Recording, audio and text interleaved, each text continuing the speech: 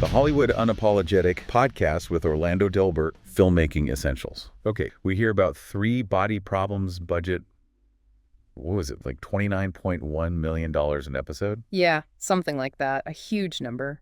It really makes you pause, especially when you think about these incredibly visually rich shows like Altered Carbon getting canceled after only a couple of seasons. Right. It begs the question, what's really going on behind the scenes? What metrics are platforms like Netflix actually using? Exactly. It feels like there's more to it than just, who's watching week 1. Oh, definitely. And that's what's so interesting. While the huge budgets grab headlines, a show's actual survival can often depend on things that aren't quite so obvious.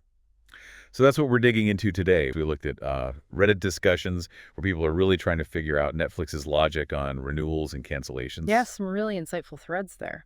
Plus articles looking at their content strategy, pieces discussing the challenges for the new Hollywood generation of filmmakers. And we also drew from Orlando Delbert's work.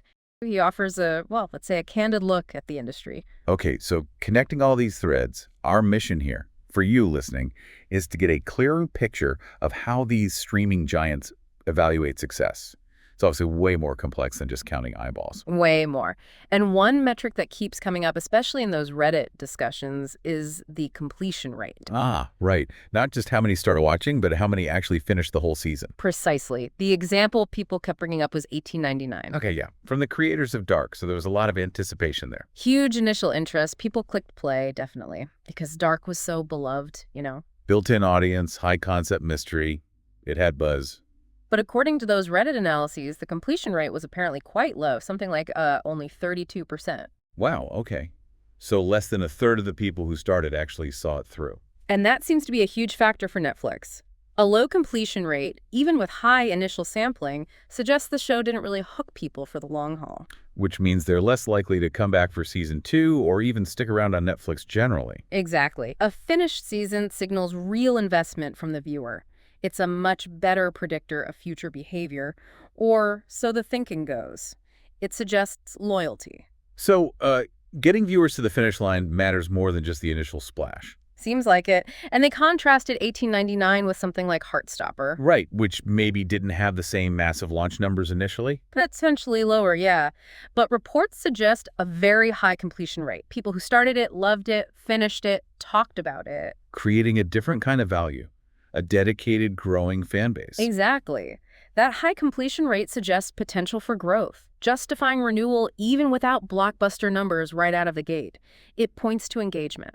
So the takeaway from those discussions is, unless you're a mega hit like Stranger Things or Wednesday, where the sheer volume is undeniable. Right, where the budget demands that massive audience. For many other shows, demonstrating that deep audience connection through completion rates can be the key to survival. It's a different path to proving value, which, interestingly, brings us back to Altered Carbon. Yeah, a show that looked absolutely incredible. I mean, the world building, the effects, it felt really premium. It was reportedly one of Netflix's most expensive shows ever, at the time anyway. Lavish sets, groundbreaking effects. It even got Emmy nods for visual design. So visually spectacular, critically recognized. Why cancel it after just 2 seasons? People were really invested in that world. Well, the reports point to that classic equation, cost versus audience.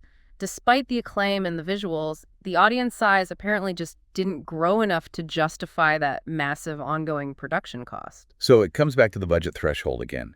Even stunning visuals aren't enough if the viewership doesn't scale proportionally to the expense. It seems so.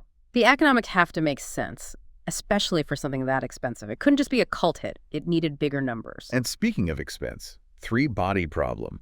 That $29.1 million per episode number is just huge. Even higher than early estimates, right? Significantly higher, yeah. And you can kind of see why, potentially. Complex sci-fi source material, the need for really cutting-edge CGI for the virtual reality stuff. And big names involved, like some Game of Thrones alumni, that always adds to the cost. Absolutely. All those factors pile up. Plus things like extensive location shooting, intricate costumes. It's a massive undertaking. High-end TV is just incredibly expensive now. Although, didn't one article mention something about the UK offering tax reimbursements, Yeah. helping offset some costs? Yeah, there are often tax incentives for filming in certain locations like the UK. The chairman of Framestore, the VFX company, highlighted the economic benefits of that kind of production happening there. It definitely helps, but doesn't negate the fundamental high cost. Okay, so all these decisions, high budgets, focus on completion rates, they have a huge ripple effect on creators, right? This whole idea of the new Hollywood generation. Exactly. It refers to filmmakers and writers trying to navigate this, well, frankly, very different landscape dominated by streamers. The old rules don't necessarily apply. And the metrics we're talking about, like completion rates, directly influence the distribution strategies. Yeah. Like Netflix dropping whole seasons at once. Right. The Reddit threads touched on this. The binge model creates a huge initial splash, but does it sustain conversation like a weekly release might? Does word of mouth build the same way for shows like Stranger Things or Wednesday compared to, say, older HBO models? It's a different rhythm, more intense up front, maybe fades faster. Potentially, and that's where someone like Orlando Delbert comes in. In his book, Pollyanna's Tear-Soaked Battlefields, he really hammers home that filmmakers need to think about distribution from day one. It can't be an afterthought. No way. And a big part of that survival is understanding the business realities. You need a plan for how your film or show actually reaches an audience in this streaming world. And Delbert's background, National Emmy winner. So if we loop back to Altered Carbon one more time, using this lens. Okay. Visually groundbreaking, cool concept, clearly had fans, but canceled. Given everything we've discussed, its extremely high costs likely made its performance metrics, particularly completion rates, though we don't have the exact numbers absolutely critical. If people weren't finishing those expensive seasons in large enough numbers. Then the justification for pouring more money into another season becomes really, really difficult for Netflix, even with the visual awards and critical praise. The value proposition, from their perspective, wasn't strong enough. It really highlights how this new Hollywood generation has to be so much more aware. It's not just about having a great idea or script. Not anymore. You have to understand the platform's business model, the metrics they value, the distribution strategy. You need to think like a business person as much as an artist, almost. Okay, so wrapping this up, the big takeaway is that these streaming decisions are complex. It's not just about what's popular this week. Right. Completion rates, cost effectiveness, audience engagement metrics. These are critical pieces of the puzzle that the new Hollywood generation especially needs to grasp. Which leaves us with a pretty interesting question to chew on. In this increasingly data-driven Hollywood, how do creators strike that balance? How do you protect your artistic vision while also satisfying the platform's need for measurable engagement and ultimately retention? Yeah, what new kinds of stories or maybe even new ways of releasing them might emerge because of these pressures? It's something to think about.